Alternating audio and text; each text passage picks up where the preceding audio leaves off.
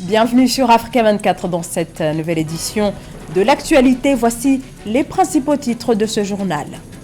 Après des jours de manifestations antigouvernementales au Kenya, le président de la République, William Ruto, décide de limoger la quasi-totalité de son gouvernement.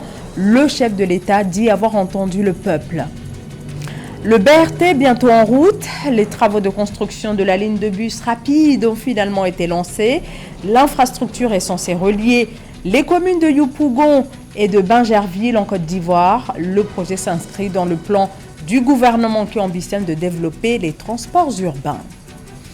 Eddie Dorian Mulunda Malanda, alias Black Panda, meilleur humoriste, il se hisse à la première place du concours de talent Mon Premier Montreux Afrique. On ouvre ce journal par cette annonce qui intervient en pleine contestation. Le président du Kenya, William Ruto, a annoncé ce jeudi le limogeage de la quasi-totalité des membres de son gouvernement. Cette annonce survient alors que le mouvement de contestation, en plein mouvement de contestation, des manifestations antigouvernementales qui ont viré au drame il y a moins de 2 semaines en raison de la répression policière contre les manifestants venus protester contre la hausse des taxes. Un projet de budget qui a catalysé un mécontentement latent contre le président Ruto. Nathalie Mo. Sur un ton solennel et grave, le président kenyan William Ruto a annoncé le 11 juillet 2024 la dissolution du gouvernement et du bureau du procureur général. Seul le vice-président Rigathi Gachagua et le premier secrétaire du cabinet Musalia Mudavadi ont été maintenus à leur poste. De l'avis du chef d'État kenyan, une évaluation des performances de l'exécutif a motivé cette décision exceptionnelle.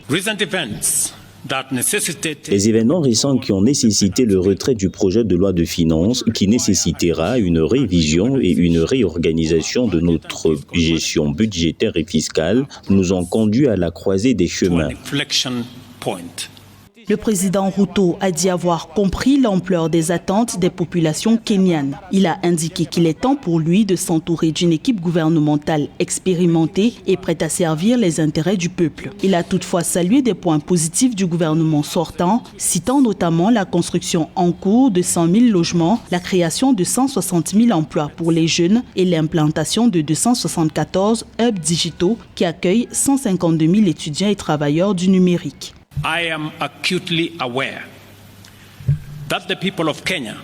Je suis parfaitement conscient que le peuple kényan attend beaucoup de moi et il croit que cette administration peut entreprendre la transformation la plus vaste de l'histoire de notre nation.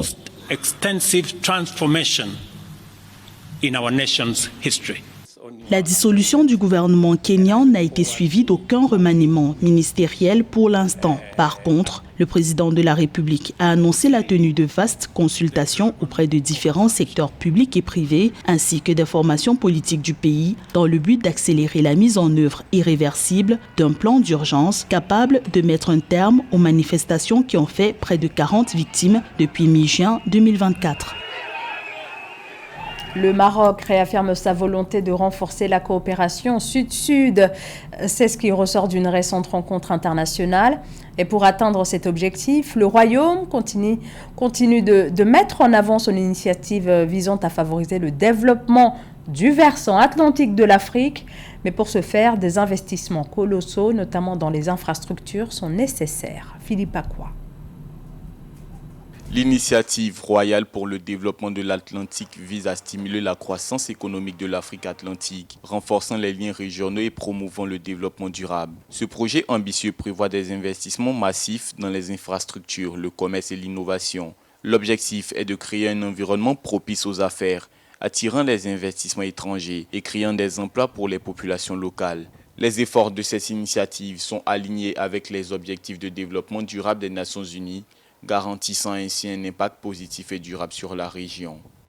Un des résultats importants, c'est l'engagement de tout le monde pour cette alliance atlantique. Je pense que les gens sont conscients que ça peut apporter beaucoup de choses à l'intégration africaine et donc cet engagement à la fois du secteur public et du secteur privé est essentiel. Mais également un début de feuille de route pour avancer. Donc ça aussi, c'est quelque chose de très important. Donc le forum a cette vocation. Maintenant, il faut qu'on aille faire des projets plus concrets pour pouvoir montrer aux populations que ça a de l'intérêt.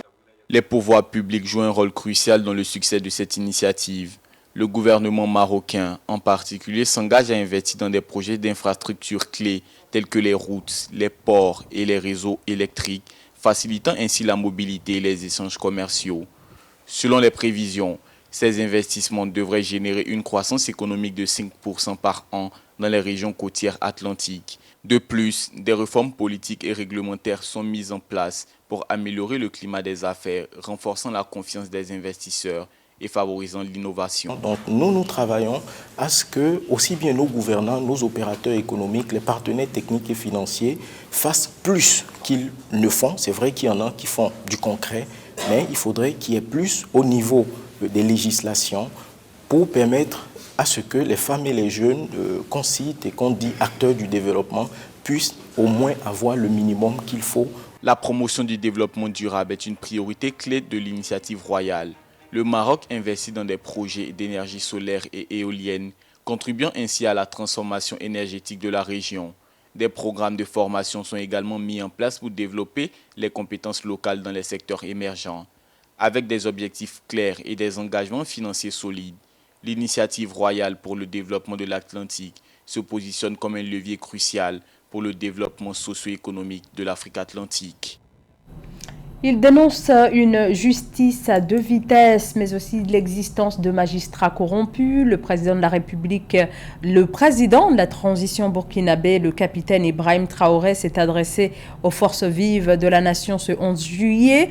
La question du fonctionnement de la justice a pris une place importante dans cette prise de parole dans laquelle il a évoqué les nombreux dossiers de prisonniers toujours en attente de procès. Le chef de l'État a sur ce point annoncé le lancement d'une campagne destinée à résoudre cette problématique. Nous allons changer de modèle de justice, a-t-il indiqué.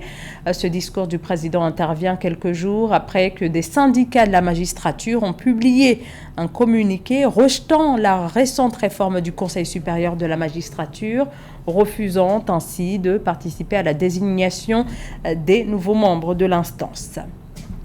Les travaux de construction de la ligne de bus rapide Yopougon-Bingerville ont été officiellement lancés ce mercredi en Côte d'Ivoire. Un projet qui s'inscrit dans le cadre de la stratégie gouvernementale visant à améliorer le système de transport public le long du corridor Yopougon-Bingerville dans l'agglomération d'Abidjan. Le point avec Philippe Akwa. En Côte d'Ivoire, le gouvernement a initié depuis 2012 une série de réformes et de projets pour améliorer la mobilité urbaine dans la métropole du pays. À Abidjan, ville la plus peuplée de l'Afrique de l'Ouest francophone, deux grands corridors structurants, nord-sud et est-ouest, ont été identifiés pour la construction de transports collectifs de masse d'ici 2025. Cette initiative vise à relier les zones fortement peuplées telles que Abobo et Yopougon aux principales pôles d'activité comme le plateau et Adjamé, tout en améliorant l'efficacité du système de transport public. Pour la réhabilitation du réseau routier existant, on a assisté à la construction et ou au bitumage de plusieurs routes ou sections de routes, dont la Y4, l'extension de l'autoroute Saint-Grobo à Bouaké, la construction de l'autoroute de Grand Bassam, la construction de nombreux ouvrages dont le 3e, le 4e et le 5e pont. L'un des projets phares est la mise en place de la ligne 1 du métro Nord-Sud, reliant Abobo à Port-Boué. Ce projet est complété par le projet de mobilité urbaine d'Abidjan, PMUA, qui inclut la création d'un bus rapide transit sur l'axe Est-Ouest reliant Yopougon à Bingerville. Cofinancé par la Banque mondiale et l'Agence française de développement, le PMUA vise à améliorer l'accessibilité économique et sociale tout en réduisant le temps de trajet de 3 heures à 45 minutes pour les usagers du BRT. Les investissements globaux pour le PMUA s'élèvent à environ 482,6 millions d'euros, incluant une contribution significative du secteur privé. Ce projet fait partie du vaste programme que le groupe de la Banque mondiale finance pour appuyer le développement de la Côte d'Ivoire avec un portefeuille actuel de près de 6 milliards de dollars et une trentaine de projets et programmes. Pour la ville d'Abidjan en particulier, ce sont environ 600 millions de dollars qui sont qui sont consacrés à la mobilité. Depuis le lancement du PMUA en 2020, des progrès notables ont été réalisés avec la construction d'infrastructures BRT en cours et le recrutement des opérateurs en cours de finalisation. L'amélioration de la couverture routière et des infrastructures de transport depuis 2012 a considérablement augmenté l'efficacité des déplacements urbains. Eddie Dorian Mulunda Malanda, alias Black Panda, remporte Mon Premier Montreux Afrique, un concours de talent organisé cette année en République démocratique du Congo. Festival qui tend de plus en plus à s'imposer comme un événement incontournable de l'humour au sein de l'espace francophone. Et cette année, c'est donc le jeune humoriste congolais Black Panda qui s'est illustré sur cette scène du stand-up. Reportage d'Eva Panzou, commentaire Mildred Diamou.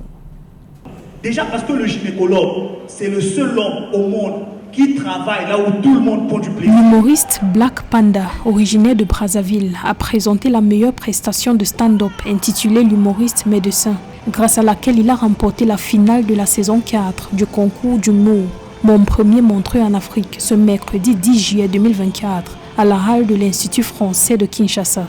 Le Congolais originaire de Brazzaville a ainsi décroché son ticket pour participer au Montreux Comédie Suisse, le plus grand festival d'humour francophone. La compétition a été particulièrement compliquée, les adversaires étaient très forts. Tous les gars aujourd'hui avaient un talent de fou et je ne vais pas vous mentir, j'ai douté jusqu'au dernier moment et je suis content que ce soit bien fini. Et à un groupe de personnes, d'abord je vais le dédier à ma mère parce que elle est toujours là, elle appelle toujours, elle s'occupe toujours de nous. Je dédie ce trophée à ma fiancée, qui est celle qui m'a poussé à faire ce concours parce que j'avais très peur de postuler. Et je vais dédier ce trophée à mon père qui me regarde de là-haut. J'espère qu'il est aujourd'hui de là où il est très fier de son fiston. Black Panda avait face à lui 7 autres candidats venus du Gabon, du Cameroun, du Togo, du Burkina Faso, de la République démocratique du Congo et de la Côte d'Ivoire. Il a su convaincre le jury, composé de professionnels de l'humour et de la culture, dès l'entame de son sketch intitulé L'humoriste médecin.